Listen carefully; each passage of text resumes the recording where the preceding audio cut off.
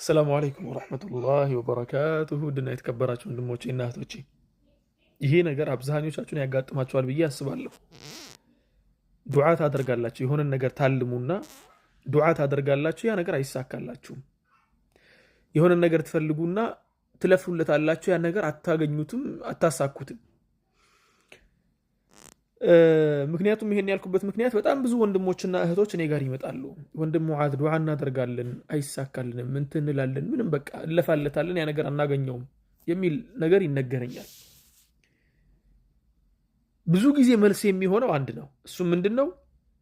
አላህ Subhanahu Wa Ta'ala ዱዓን ሲቀበል በሶስት አድርጎ ነው። ማለትም በዱንያ ላይ ተቀብሎ ሊሞላላችሁ ይችላል ያን ነገር፣ ወይ ደግሞ ሊያሳካላችሁ ይችላል አላማችሁን።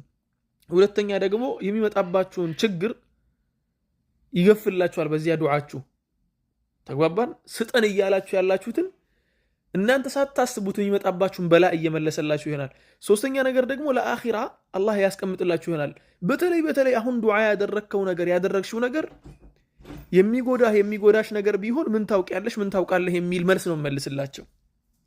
አብዛኛውን ጊዜ የሚያጋጥመኝ መልስ ልንገራችሁ፣ እውነት ብለሃል የሚል መልስ ያጋጥመኛል። ብዙ ጊዜ እውነት ብለሃል የሚለው መልስ ለመቀበል ብቻ አይደለም፣ የሆነ 3 ነጥብ አላት መጨረሻ ላይ። እውነት ብለሃል ግን የሚል ነገር አለ ማለት ነው። ግንዋን ፊት ለፊት አያወጧትም። ችግር የለብኝም እውነት ብለሃል ካሉ خلاص ጨርሼ ነው የሚሄደው፣ ተቀብለዋል በሚል ማለት ነው። አንዳንድ ወንድሞችና እህቶች ግን ወላሂ ልክ ነው ያልከው፣ እውነትም ያ ነገር መጥፊያዬ ቢሆንስ፣ እውነትም ያ ነገር የሚጎዳኝ ቢሆንስ፣ አላህ ከዚያ ነገር እየጠበቀኝ ቢሆንስ የሚል ነገር ይመልሱልኛል። ዛሬ አንድ ምሳሌ ላምጣላችሁ። ይሄን ምሳሌ እንዳጋጣሚ እዚህ ቲክቶክ ላይ ነው ያገኘሁት። ይሄንን ግለሰብ አላቀውም ከዚህ በፊት ድንገት ነው ይሄን ነገር ያየሁት ማለት ነው። ዜናው ተሰራጭቶ ነው ያየሁት። ስሙ ኢብራሂም ከማቾ ይባላል። ኢብራሂም ከማቾ ጂም ቤት ነው የሚያሰራው፣ ስፖርተኛ ነው። ያው ሰውነቱን ትመለከታላችሁ፣ ጠብደል ነው። በጣም ቅርጹ በጣም የሚያምር ውብ የሆነ ልጅ ነው እንደምትመለከቱት ነው ያው ፊዚካሉ። እና ይሄ ልጅ ስራ ይሰራ ነበር። ያን የሚሰራውን ስራ የሚያገኘውን ገንዘብ እንዳለ አጠራቅሞ የሆነ ፕላን ነበረው።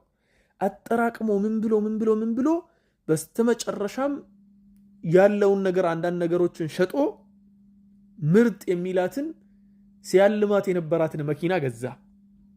መኪናውን ገዝቶ ሳምንት ሳይሞላው ነው የተባለው፣ እርግጠኛ አይደለሁም። ሳምንት ሳይሞላው በዚያው መኪና እሱ ብቻ ሳይሆን ወንድሙንም ይዞ ወደ አኺራ ሄዱ። እድሜ ልኩን ሲለፋለት የነበረ መኪና ነው።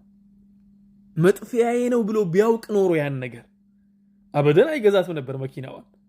በቻለ አቅም ያቺን መኪና ባገኛት ቦታ ሁላ ይርቃት ነበር። መኪናዋን ሲያገኝ ገጭታ እንዳትገለኝ በሚል ጥሏት ነው የሚጠፋው የነበረው ማለት ነው። ግን አያውቃትም። መጥፊያውን ለመግዛት አፈር ሲበላ ነበር። መጥፊያውን የሚገለውን መኪና ምክንያት ሆኖ ማለት ነው። ምክንያት ሆኖ እሱን የሚገለውን መኪና ለመግዛት ሲለፋ ነበር። ለምን? ሊዝናናበት። ወንድሜ እህቴ፣ አንቺም አንተም አታውቅም እየለፋለት እንዲህ አይንህን አፍጠህበት የምትለፋለት ነገር አላህ ሲከለክለ አልሐምዱሊላህ ብለህ እለፈው። خلاص ይሆነ አላህ Subhanahu Wa Ta'ala አንተን የከለከለበት ምክንያት አለው። ተግባባን?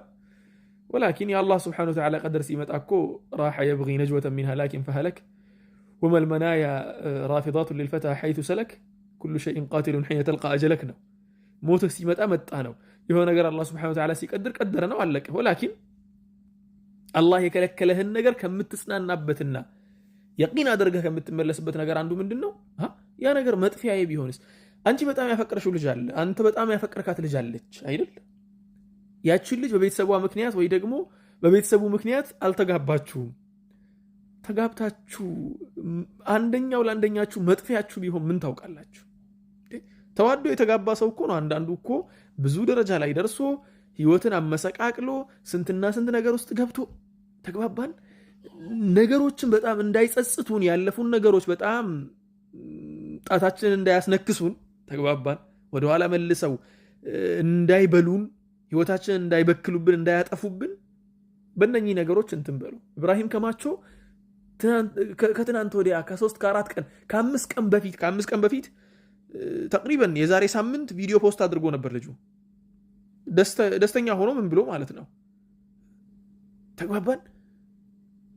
ልጁ በዚያ ጊዜ ከምንም ነገር በላይ መኪናን ነው የሚፈልገው። በቃ መኪናውን ነው የሚፈልገው። መኪናውን መግዛት ነው ለሱ ዓላማው።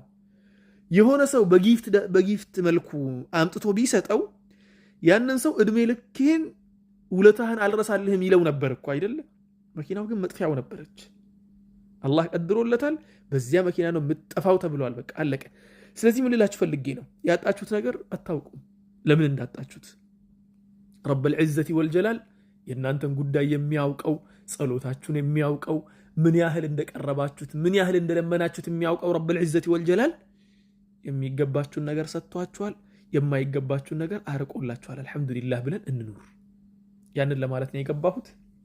አላህ ወንድማችን ኢብራሂም ከማቸውን አላህ ይርሐመው። እሱም ብቻ አይደለም ወደ አኺራ ያለፉ ወንድም እህቶቻችንን በአጠቃላይ ረሕመቱላሂ ዐለይሂም ጀሚዐን። ربنا اغفر لنا ولإخواننا الذين سبقونا بالإيمان ولا تجعل في قلوبنا غلا للذين آمنوا ربنا إنك رؤوف رحيم. وآخر دعوانا أن الحمد لله رب العالمين والسلام عليكم ورحمة الله وبركاته.